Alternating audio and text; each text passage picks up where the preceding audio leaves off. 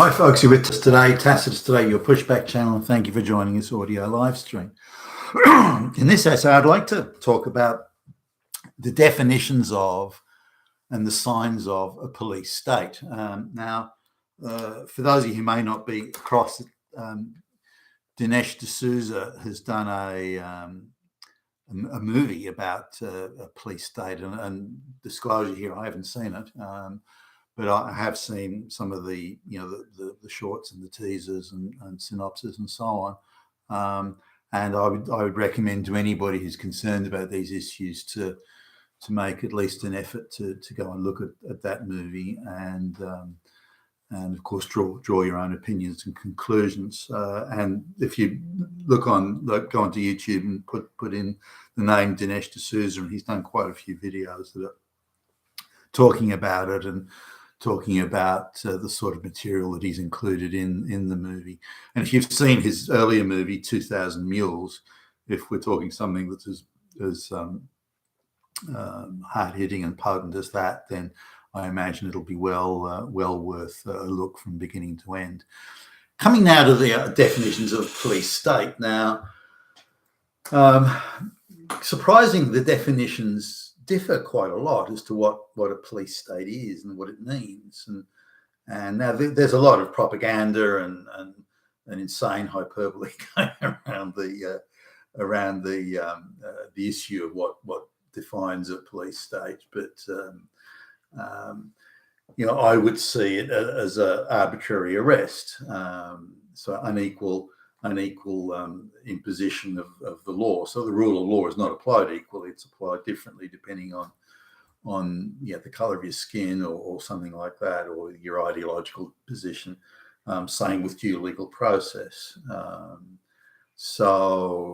the same with any sort of discriminatory practice. If is discrimination based on anything other than whether you've broken the law or your behaviour or so on, then if there's anything other than that, then it's and the state is enforcing it, then it's a police state in my view. I'm including in things like that, like surveillance and so on. But I want to go back to when the Soviet Union collapsed and the Eastern Europe communist bloc collapsed, including, by the way, the state of East Germany. East Germany was the most successful communist country in the world in terms of its productive output and its organizational efficiency and so on. So it was the eastern sort of quarter, if you like, of Germany, and had a population of about 20 million. And it was a hangover from the Soviet Union occupation of Eastern Germany following the end of World War II. And it was like an administrative zone that the Soviets controlled, and they turned it into a separate country. I think they called it and they did this interesting communist twist. They was the Democratic Republic. There's nothing fucking democratic about it. They always loved throwing democracy into a title, but it was always the opposite of what they really meant. It was a strange sort of Marxist opposite speak that we see really across the Western world today, being pushed on us by the globalists. Strange opposite speak. Now, some of these people who are in charge are quite senior, at least in the security services. This is the internal security services. Their job was to surveil and monitor East Germans to see who wasn't thinking the right way, or who could be somehow subversive, or who wasn't as fully on board with the communist system as was deemed desirable, or that could be mandated and so on. So these were just goons. They were secret. They were spying on their own neighbours and their own fellow citizens, looking for wrong think and anything like that. So, but they were arbitrary arrest, arbitrary detention, ideological courts where you had the burden of proof was reversed, and you had to prove you didn't do something that you didn't do, and it was the very definition of a police state. So this senior security services guy is being interviewed by I think it was a British TV station, and the journalist sort of laid it on the line. This is the Stasi, okay, the secret police unit of the East German government, laid it on the line. So, well, you guys are running a place, and torture and this and that and the next thing, and isn't that terrible? And the guys, no, we weren't running a police state. We were just fighting counter-revolutionaries. We were the good guys. We were the good guys. They were the bad guys. And because these bad guys were so evil with their wrong think, we just had to take exceptional measures to do it. But it was only to fight the evil. These were fascists. These were fucking Nazis. So we had to take these exceptional measures to fight them. But only because they were so bad. They made us do it. We weren't arbitrarily arresting. We weren't doing the wrong thing. They were doing the wrong thing. So we were fighting them, and because they were so incredibly uber bad, we just had to be that little bit we had just to go in that little bit harder. But we were the good guys. We weren't a police state. Remember, we were fighting fascists and Nazis. How can you be a police state when you're fighting fascists and Nazis? You've got to be the good guys if they're the Nazis. So it was a strange thing. They were absolutely unrepentant, and the guy was quite or the two of them actually were there, quite vociferous. We've done nothing wrong. We were fighting Nazis. So what if we arbitrarily arrested people? So what if we tortured people? They were really bad people. They were Nazis. We're allowed to do that. We're protecting the good people. So they didn't perceive they were a police state at all. We were fighting the capitalist Nazis, and how you can be capitalist and Nazis is an interesting sort of take. But nonetheless, they wouldn't concede for even a moment. And this is after the East German state has fallen to pieces, by the way. They wouldn't concede for a minute. So, well, did you arbitrarily arrest people? Just random arrest people without evidence? Well, no, not really, because we believed that they were Nazis. It was a good faith belief, couched in hysterical ideology, sure, but it was a good faith belief. So it's not an arbitrary arrest because we thought they were Nazis. So we were actually stopping Nazis. So that's kind of not really an arbitrary arrest. But you didn't have proper evidence. Well, that's because Nazis are so evil. They're like the devil, hiding in the shadows, doing evil things. So we're allowed to do this. They have to prove they didn't do it. Well, isn't that corruption of due legal process? No, because they're fucking Nazis. Don't you get it? We're allowed to do that because they're so bad. We're the good guys, you motherfucker. And it just went on around and around like that. They wouldn't concede even for a second. What about the torture? Well, it's not really torture. We're just enabling their confession. That's really, but you're torturing them. No, not really. Because remember, you got it wrong here. They're the bad guys. So we can't really do bad things to bad guys because they're bad. And so their definition of a police state, or our definition, my definition of many, is something they didn't accept a syllable of. No, that's not a police state. Now, let's look at the reverse and say that we're looking at a police state from a purely ideological point of view. So, the outcome between black and white in terms of wealth is not the same. White people doing better than black people as an average. And the wealthiest white people are doing better than the poorest black people, which is kind of the very deceitful type of paradigm they use, but the activists use. But let's accept that the outcome is different. Let's just it's an average. So, and I don't think anyone would dispute that. The reasons why. Well, let's not delve into the details. Let's not get caught up in the weeds here. Let's just say that it's because of evil fascist Nazi racist Hitler. So now, because of that disparity, if a black person commits a crime or multiple crimes, it doesn't matter, and they get arrested for committing those crimes, then that is a police state. Well, hold on. Whoa. How can that be a police state? The person committed a crime. Well, no, okay, they committed a crime, but because they're so oppressed, the proof that they're oppressed is they don't have the exact same outcomes with what the wealthier white people. That proves they're oppressed. So that oppression means that the entire system is not only unjust, but it has no underwriting sort of moral vindication. It is unjust and illegitimate in every way. So if you arrest a black person for committing crimes in a system that's unjust and illegitimate because the outcomes are different between the races, then that is a police state. That is the police enforcing unequal outcomes and using the law to do it. So that is really a police state. Now, if a climate change protester, because the world's going to end because of climate change, blocks the downtown street or blocks the traffic or whatever, creating mayhem everywhere, well, they're disrupting the activities of a white capitalist society. So really, they're doing a good thing there. But if they do that and they get arrested for that, then that shows the injustice and as in an ideological injustice, and the illegitimacy of a system that would arrest somebody for that. Therefore, that is a police state. That is an example of a police state, because that person is being arrested for doing good. For doing good, they've been arrested, ideologically doing good, which means it is a police state. But anyone who's arrested, anyone who did that would be arrested. Doesn't that mean that the illegality is because anyone doing that was treated equally under the law? Would that not be proof that it's not a police state? No, because we're doing it for good ideological reasons. And if we get arrested for that, it proves that the state and the law and the police are immoral and illegitimate, and therefore it is a police state.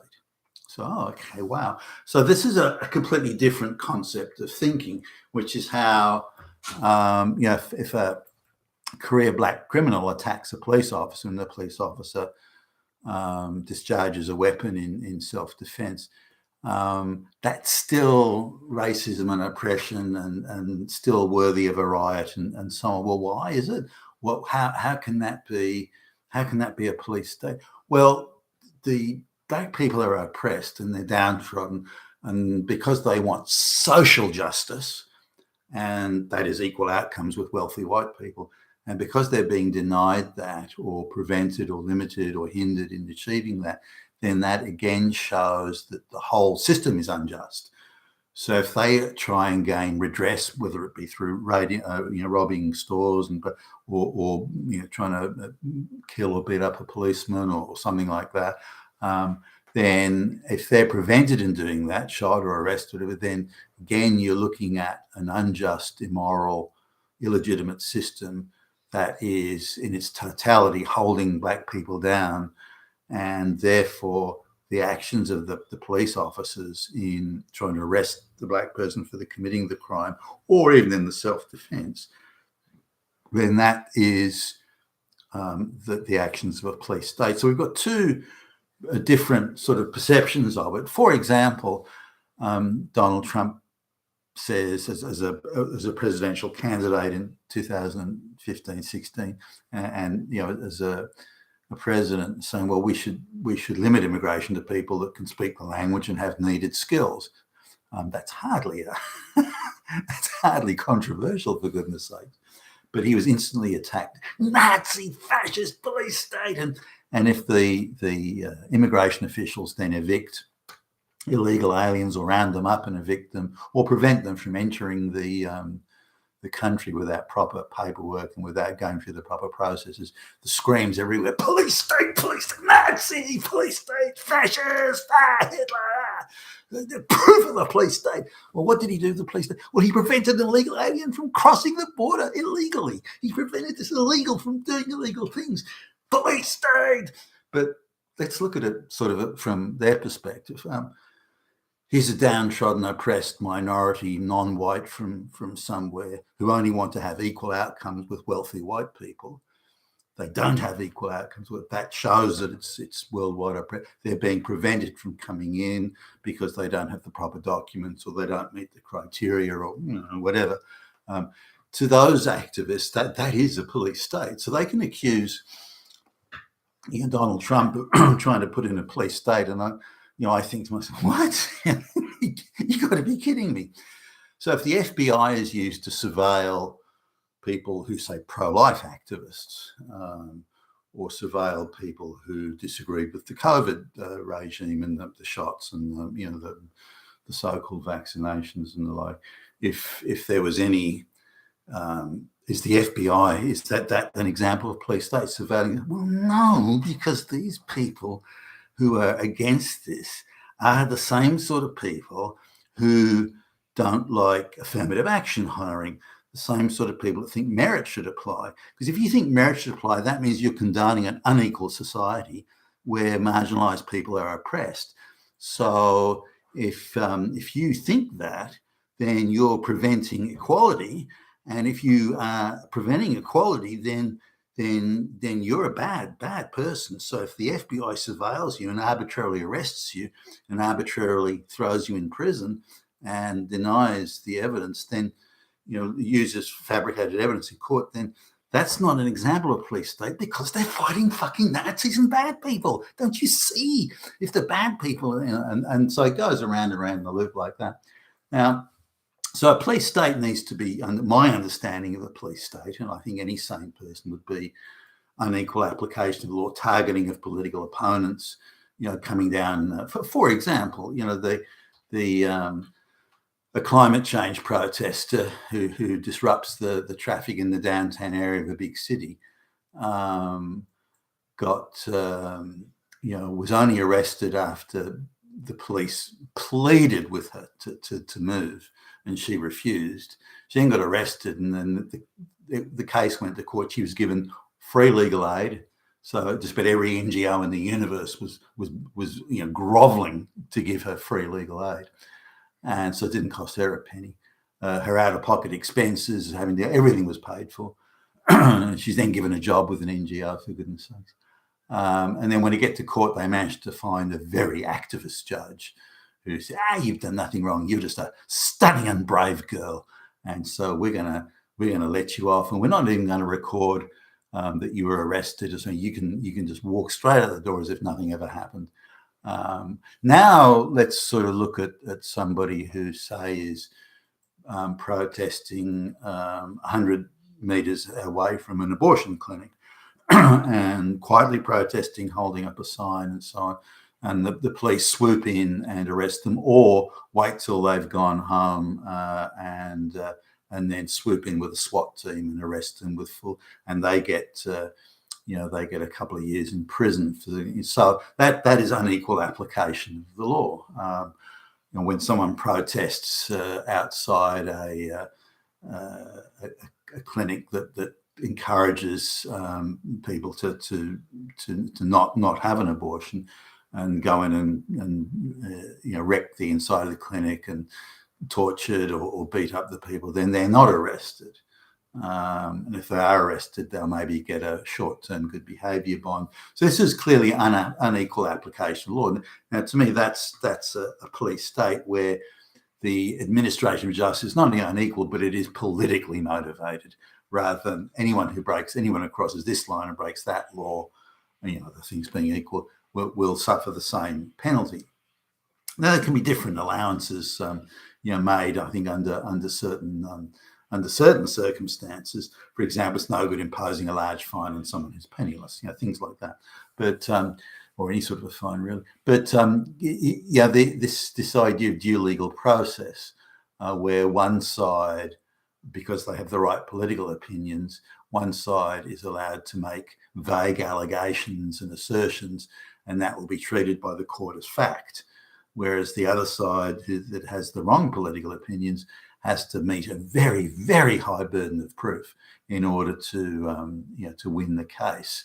And with the court and the judge and the court apparatchiks using every deceitful, treacherous trick in the book to try and make it difficult for the the wrong think person to be able to present their evidence.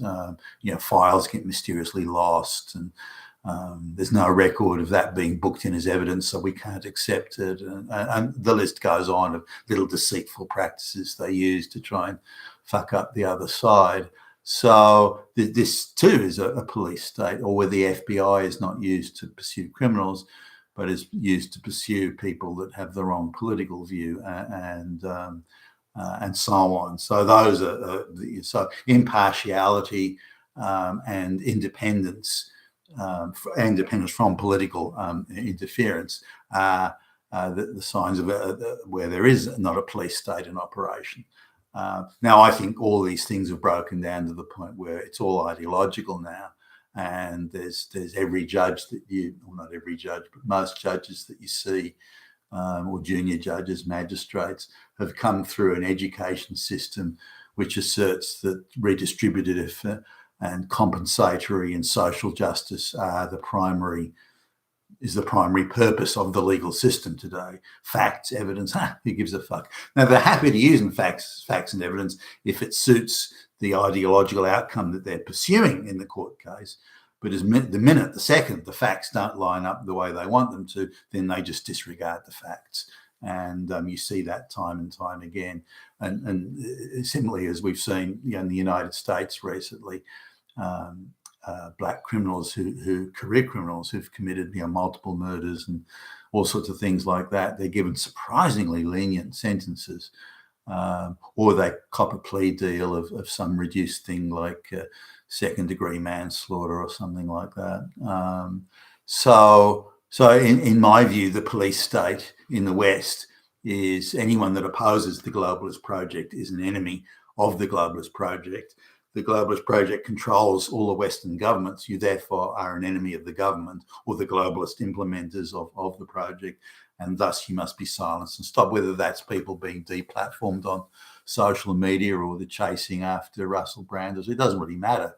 But all of these things are examples of a police state, and that is politically motivated punishments, extrajudicial targeting of people, and of course using the legal system of law. Why? As an example, I was watching one video a while ago where the police are standing by watching the climate protesters illegally blocking a street in London. Remember that the protest is illegal. And the police have every right within the law, within the laws on the statute books, to go and arrest those people, but they don't. So one of the frustrated motorists tries to move them out the way. The police immediately swoop in and grab the guy and arrest him. And that to me is a police state in action. You've been with Tacitus today, your Pushback channel. Thank you for listening.